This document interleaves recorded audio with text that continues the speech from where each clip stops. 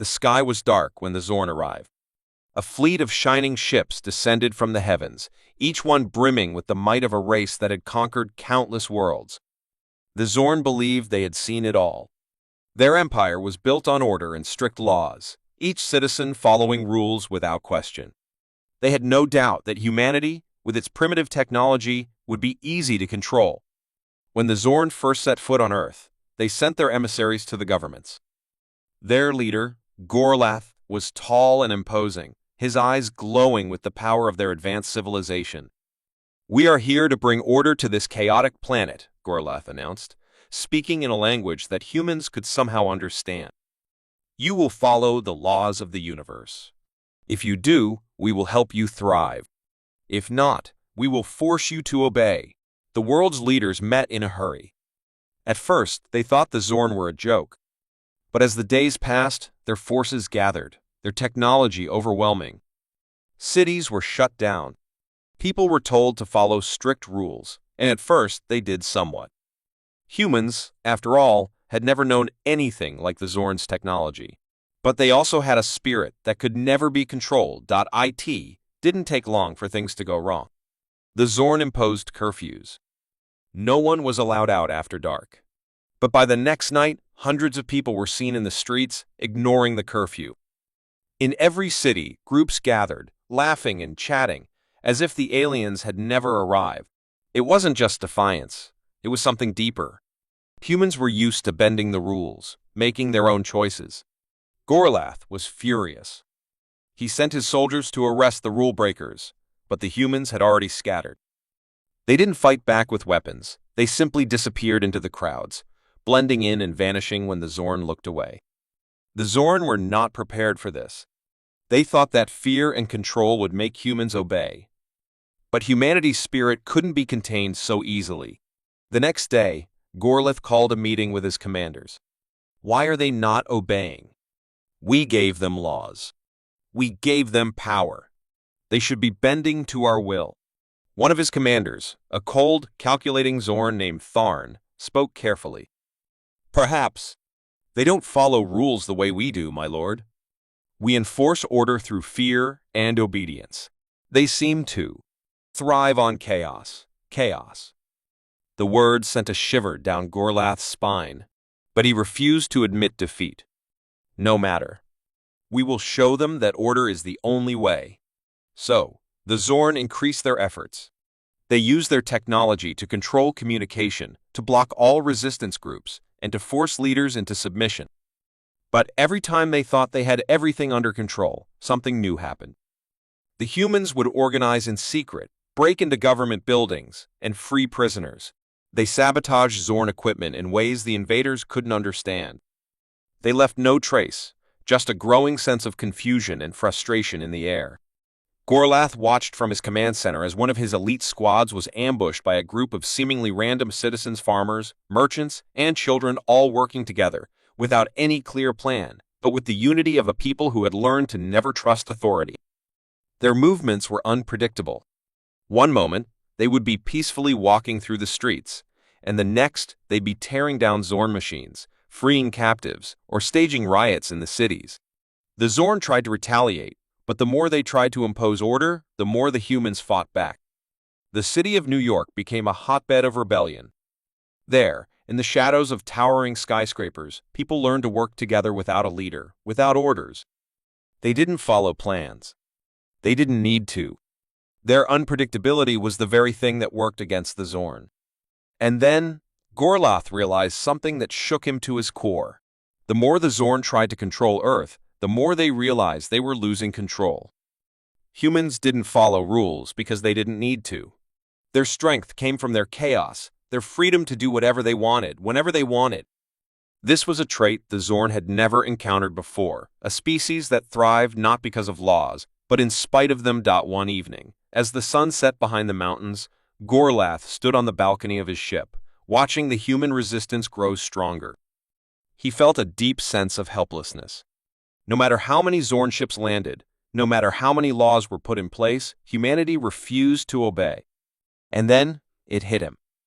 The Zorn didn't understand freedom because they had never had to fight for it.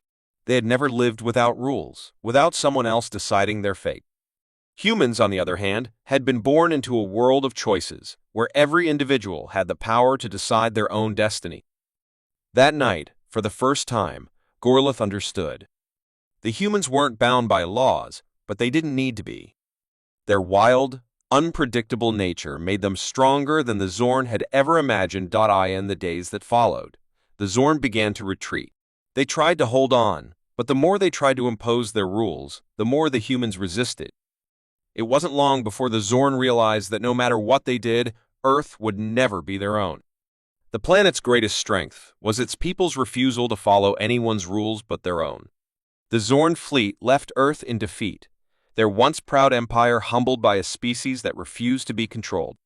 And as the humans watched the alien ships disappear into the sky, they knew one thing for sure: they would never let anyone, no matter how powerful, tell them how to live. The sun was setting over Earth when the sky suddenly darkened. Huge ships appeared, blocking out the stars.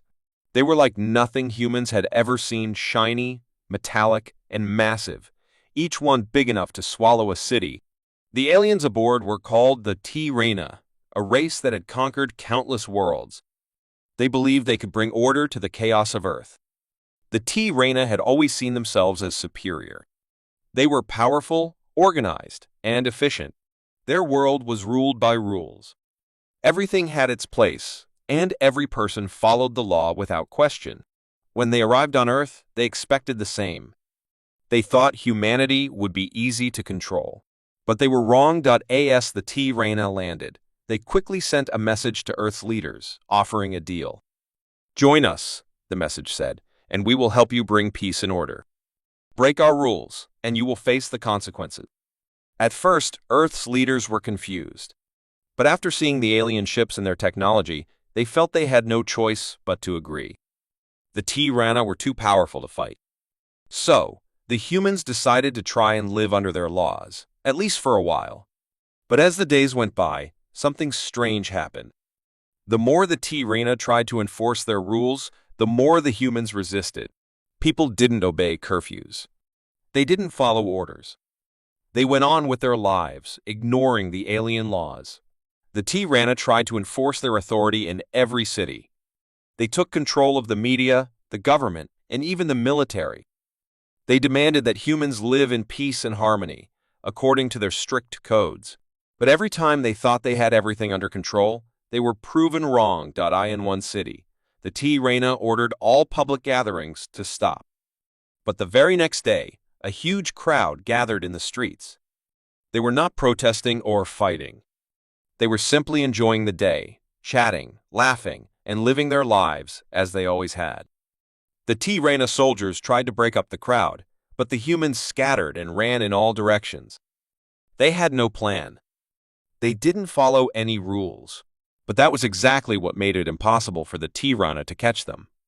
Gorlith, the leader of the T-Rena, watched from his command center as humans continued to break their rules. He was furious. He had never encountered anything like this before.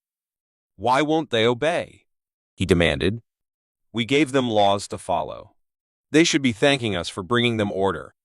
But his commanders had no answer. They didn't understand it either. The humans were wild, unpredictable. They didn't care about order or laws. They cared about freedom, about living their lives the way they wanted to. They couldn't be tamed. The T-Rena tried everything.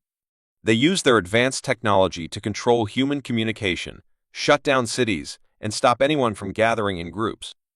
But each time they thought they had won, they were proven wrong.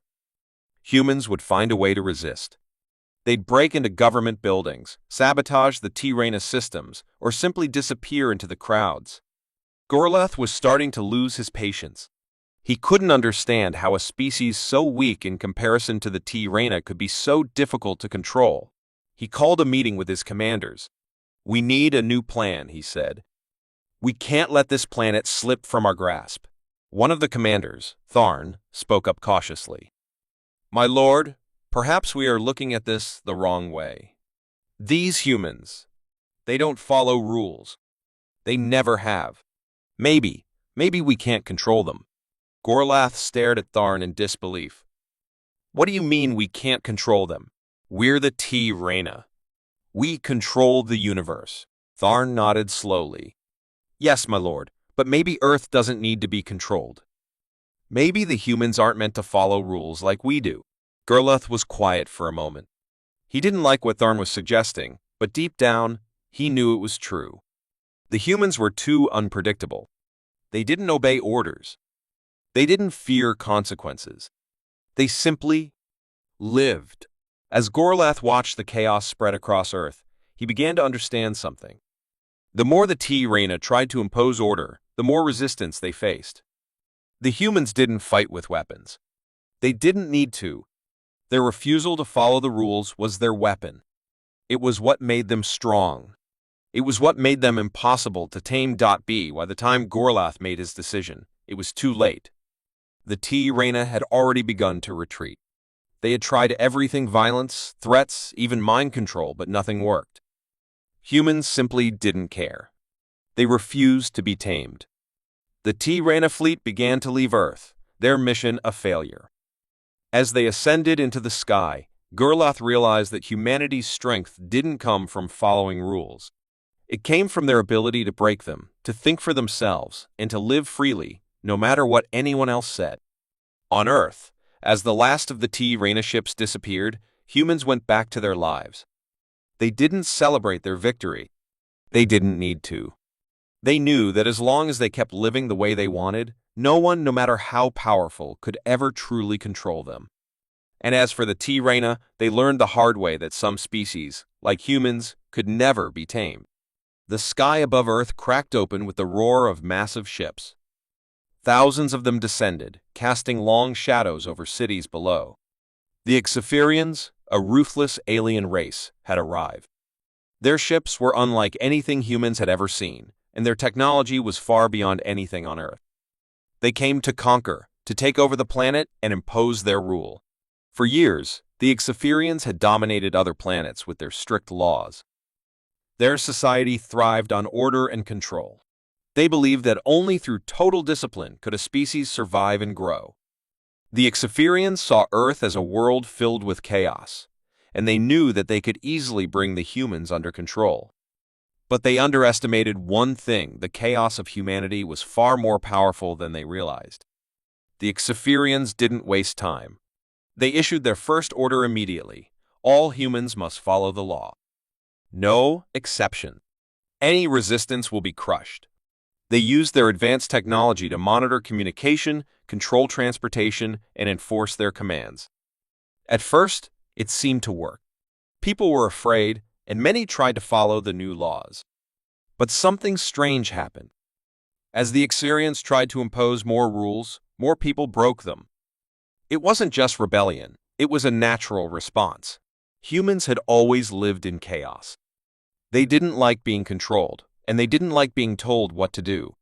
From the smallest village to the largest city, humans began to disobey. In the heart of New York City, a group of ordinary people gathered in secret. They weren't soldiers or politicians, just regular citizens. They knew that to fight the Xaphirians, they had to break the rules completely. They didn't need a plan, they needed chaos. First, their efforts were small. They hacked into the Xaphirian surveillance system, spreading misinformation. They made random attacks on the aliens' communication network, disrupting their ability to track movements. The Xaphirians couldn't understand it. Every time they thought they had the situation under control, the humans broke another rule. General Zitar, the leader of the Xaphirians' forces, watched in frustration. Why won't they follow the rules? He demanded. We gave them everything: power, order, peace. But they continue to break everything. He called his top officers into his command room, trying to understand what was happening. We have advanced technology. We can control them. Why are they resisting? One of his commanders, a sharp-eyed alien named Korin, stepped forward. My lord, perhaps we are miscalculating. The humans don't respond to order. They live in chaos, and their strength is in that chaos. They don't follow plans, they make their own. Zither growled in anger. This is ridiculous. How can we fight such a force? Korin looked at him, calm despite the tension. We must adapt. The more we try to control them, the more they slip through our fingers. But if we learn to control chaos, we may have a chance. The Xapherians tried harder. They sent troops to suppress every protest, to crush every act of defiance. They set up barriers, stopping people from moving, watching every corner. But it only made things worse. People didn't stand in one place. They didn't follow predictable patterns. They moved in ways that baffled the Xapherians, never staying in one spot for too long, always changing their tactics. It was during the Battle of Washington, D.C. The Xapherian soldiers tried to invade the city, but every time they thought they had surrounded a group of humans, the humans scattered in every direction. The soldiers chased them down alleys only to find they had vanished, blending into the crowds or disappearing into hidden underground networks. The humans didn't need to fight the Xapherians directly, they simply didn't let themselves be caught. Then came the turning point. A group of humans took over the Xapherians' main communication hub in the heart of the city.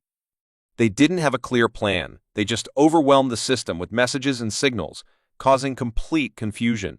The Xapherians couldn't figure out what was happening. They thought they had their communication channels blocked, but the humans had broken their codes, sending messages to different parts of the planet, calling on others to resist. General Zithar's command center was filled with panic. "They're everywhere," he shouted. "We can't predict them. We can't stop them." Zithar tried to deploy more forces, but it was already too late. The humans, who had once seemed so weak, had turned their chaos into their greatest weapon. Every time the Xapherians tried to predict their next move, the humans did something unexpected. They had no plans, no leaders, no structure, but they didn't need them. The unpredictability of their actions was what gave them the edge. The Xapherians began to retreat, their ships leaving Earth one by one. They couldn't fight a force they couldn't control. They realized that humanity didn't need order to survive, they thrived on disorder. Chaos was their strength, their shield, and their weapon. The last of the Xapherian ships disappeared into the sky. The people of Earth gathered together. They didn't celebrate, because they knew that their victory wasn't because of advanced technology or military power. They had won because they didn't follow anyone's rules but their own.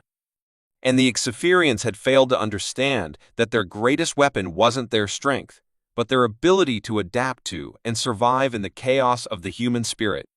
The humans looked up at the sky, knowing that the universe now understood one thing: you can never defeat a species that can turn chaos into power. The first wave of the Vreshkari fleet was like a storm. Their ships tore through the skies, leaving trails of light in their wake. They were a powerful race, known for their strength and their ability to conquer. The Vreshkari had taken dozens of planets before, each one bending to their iron grip. They had no doubt that Earth would be just another easy victory. When they arrived, the Vreshkari sent a simple message: surrender to us. Your world is ours to control. Follow our laws, and you will live in peace. They waited, expecting the humans to tremble in fear and obey. At first, the humans were uncertain. They had never seen such power, such advanced technology. But they quickly realized that the Vreshkari were not interested in peace, they were interested in control. The invaders didn't want to help the humans. They wanted to bend them to their will. The Vreshkari's first move was to impose their laws. They restricted movement, controlled communications, and demanded that the humans give up their military weapons. They thought the humans would cower. Instead, the humans began to resist in ways the Vreshkari had never expected. General Vorak, leader of the Vreshkari forces, stood in his command center, watching as his soldiers reported on human activities. "Why do they fight us?" he asked, his voice low. "Why don't they follow our laws?" His second-in-command, a strategist named Sailor, studied the data. "It's strange, sir. They don't fight in the way we expect. They don't use military tactics. They fight in a different way. Their resistance is chaotic." Vorak's brow furrowed. "Chaotic?" Exelor nodded. "Yes. They don't follow orders. They don't have a clear plan.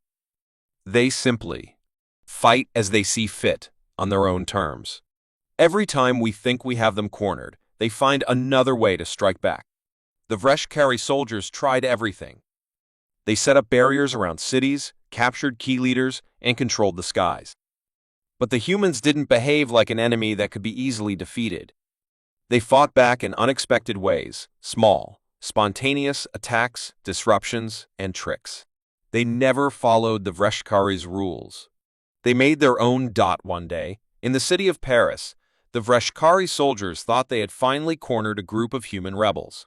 They surrounded them, expecting a quick surrender. But when the battle started, the humans didn't stand their ground. They scattered in every direction, using the city's narrow streets and alleys to confuse the Vreshkari forces. They didn't fight in groups, they fought alone, or in small groups, with no coordination. And yet, it worked. The Vreshkari tried to chase them down, but the humans vanished into the crowds. They didn't fight with precision, but they knew their world. They knew how to move through their cities, how to use the terrain to their advantage. The Vreshkari were used to predictable enemies, to armies that fought by the same set of rules. But the humans were unpredictable. They had no rules. General Vorak was furious. This is madness. How can they fight like this? They're not following our rules. They're not using strategy. They're just doing whatever they want. Zaylor, ever calm, replied, "That's exactly the problem, sir. They don't fight by any rules. They fight by their own. They adapt in ways we can't predict. They don't need to follow a plan because their strength comes from their unpredictability." The Vreshkari tried a new strategy, divide and conquer. They would isolate smaller groups of humans and overwhelm them. But once again, the humans turned the tables. They used guerrilla tactics, striking when the Vreshkari least expected it. They didn't engage in open battles. Instead, they sabotaged supply lines, attacked in the dead of night, and even used their own technology against the invaders. In the vast, sprawling city of London, the humans launched a surprise attack on a Vreshkari communications tower. It wasn't a grand, coordinated effort. It was a handful of people with no clear plan, each one acting on instinct. The Vreshkari soldiers were caught off guard as the tower went down, disrupting the invaders' ability to communicate with each other. The humans didn't need to win the battle, they just needed to keep the Vreshkari guessing. General Vorak was beginning to understand. "They don't fight like we do," he said quietly. "They don't follow the rules of war. They make their own rules as they go. And that's what makes them dangerous." The Vreshkari thought they could control Earth. They thought they could make humans follow their laws. But what they didn't realize was that humans had their own way of fighting, their own way of living. They didn't need to follow the invaders' rules to survive. They simply made their own. As the days went by, the Vreshkari forces began to lose ground. They couldn't keep up with the humans' unpredictable tactics. The Vreshkari had learned the hard way that the human spirit couldn't be bent to their will. Humans didn't fight by anyone's rules but their own. And that was what defeated the Vreshkari. The final blow came when a group of human fighters infiltrated the Vreshkari flagship. They didn't use advanced weapons or special technology. They simply used their knowledge of the ship's systems and sabotaged it from within. The Vreshkari, overwhelmed by the chaos, had no idea how to respond. As the Vreshkari fleet began to retreat, General Vorak stood on the bridge of his ship, staring out at Earth. "They fight by their own rules," he said, almost in awe. "We tried to control them. We tried to force them to follow our laws. But in the end, it was their freedom to break the rules that defeated us." And so, the Vreshkari left Earth, humbled by a species that refused to be controlled, a species that fought by its own rules. The Vreshkari had conquered dozens of planets. With their advanced technology and military might, they ruled over entire civilizations without mercy. Their laws were absolute, and every world they took was bound to follow them. But when they set their sights on Earth, they had no idea what they were in for. The first wave of ships landed, massive and imposing. They hovered over Earth's major cities, casting long, dark shadows. The Vreshkari, with their cold, logical minds, believed that their arrival would be simple. "We will bring order to this chaotic world," their leader, Supreme Commander Zorath, declared. "This lawless planet will know peace under our rule." The humans, however, were far from prepared to submit. At first, the Vokari tried to negotiate. They broadcasted messages, speaking of their advanced civilization and the benefits humans would receive under their law. They promised prosperity, safety, and order, but the humans were not impressed. In fact, they didn't even respond to the message. They just went on living their chaotic, unpredictable lives. Zoreth was baffled. Why did they not listen? He asked his advisors. Why did they refuse to follow our commands? One of his generals, a sharp-minded Vokari named Threx, stepped forward. Sir, these humans, they do not follow laws. They live by their own rules, if they have any rules at all. They do what they want, when they want, with no regard for order. Zoreth clenched his fists in anger. Then we shall make them follow. We will force them to obey our laws, and they will see that it is for their own good. With that, the Vokari began their campaign to impose their strict laws on Earth. They blocked access to food supplies, restricted travel, and shut down communications. They imposed curfews, controlled every aspect of life, and thought that by doing so, they would break the human spirit. They couldn't be more wrong. At first, many people were scared. The aliens had technology that humans could not even begin to understand. People obeyed out of fear. But as days passed, something unexpected happened. They began to rebel, and not in the way the Vokari expected. In the heart of New York City, a group of ordinary humans met in secret. They weren't soldiers or fighters, they were just regular people who had lived through chaos for their entire lives. The Vokari had imposed a strict law that no one could leave the city without permission, but these humans had no intention of obeying. They did something the Vokari could never have predicted. They spread misinformation. They made fake orders, pretending to be from the Vokari, leading the aliens into traps. They hacked into the alien communication network, sending confusing messages that disrupted their plans. The Vokari didn't know who to trust anymore. What is happening? Zoreth demanded, watching his soldiers report confusion and chaos within their own ranks. We have all the power, all the control. Why are they resisting? Threx studied the situation closely. Commander, we underestimated them. The humans. They do not follow our laws because they do not believe in laws. They live in chaos. They have no fear of our power, no fear of our authority. Zoreth's frustration turned to confusion. But how can they survive like this? How can they function without rules? They adapt, Threx replied. Humans have survived without structure for so long that they have learned to thrive in the chaos. They don't need laws to live. They create their own paths. The Vokari tried even harder to enforce their rules. They arrested thousands of people, controlling every movement, every action. They deployed drones to monitor every street, every building. They thought they were bringing order. But the humans simply didn't care. They found ways to fight back, to dodge the Vokari's control. In Los Angeles, small groups of rebels began sabotaging Vokari technology. They disabled drones, disrupted power sources, and even tricked Vokari soldiers into fighting each other. The aliens tried to stop them, but no matter what they did, the humans adapted and fought back. Zoreth had no choice but to confront the situation directly. He ordered a full-scale attack on the humans, thinking that if he crushed their strongest resistance, the others would fall in line. But he was wrong. The more the Vokari attacked, the more the humans fought back in ways that didn't make sense. They didn't form armies or fight with conventional tactics. They made hit-and-run attacks, turned everyday objects into weapons, and used the environment to their advantage. The Vokari couldn't predict their next move. On the day the Vokari decided to strike the human capital, a group of human fighters infiltrated their base. They didn't use advanced technology or weapons. They used their knowledge of the city, their street smarts, and a deep understanding of how to survive in an unpredictable world. The humans hacked into the Vokari systems, disabling their weapons and turning the Vokari's own technology against them. Zoreth watched in disbelief as his fleet began to lose control. This cannot be happening, he shouted. We are the superior race. We cannot be defeated by this chaos. Threx turned to him, his voice calm. Sir, the chaos is not their weakness. It is their strength. They do not need our laws to survive. They have lived in lawlessness for so long that it is part of them. Zorath realized, too late, that the humans had won.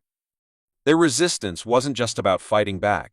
It was about living beyond the rules, beyond the control of the Vokari. And that was a power the Vokari could never understand. As the Vokari fleet retreated, leaving Earth behind, Zorath stood on his ship, gazing out at the planet below.